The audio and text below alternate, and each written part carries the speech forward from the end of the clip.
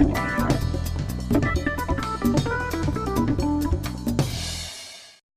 guys, JJ from Rooster Teeth here to tell you that Sony has announced their PlayStation 4 console is now available in 48 countries after launching in Greece, Slovakia, Turkey, United Arab Emirates, Saudi Arabia, Kuwait, Qatar, Bahrain, Oman, South Africa, Bolivia, Nicaragua, Paraguay, Uruguay, Venezuela, and the Czech Republic.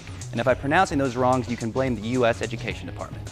The console, which sold 1 million units in its first 24 hours following its North American launch on November 15th and passed 2.1 million units 48 hours after its November 29th European launch, has completely sold out of available stock within 24 hours of its launch in South Africa, and continues to be scarce on shelves in North America and the UK as Sony manufactures stock to attempt to meet the demand for Christmas.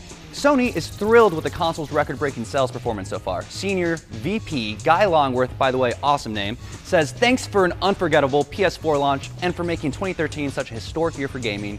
We look forward to sharing exciting PS4 news with you in the near future." He also shares they'll have major announcements coming at E3 next June, though he doesn't hint at what kind of reveals they have planned, and says they are working on adding additional console functionality to come in future system updates.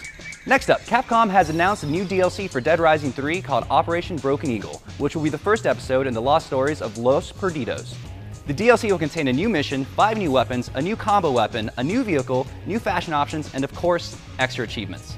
No word yet on pricing, but it will be available on December 24th, just in time for some Christmas Eve gaming.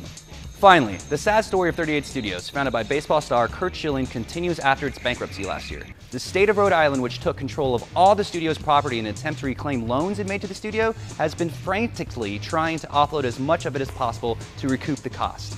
Earlier this year, they sold off the studio's equipment and office space, which recouped less than $1 million of the total debt, and scheduled an auction for November to offload the studio's IP and trademarks.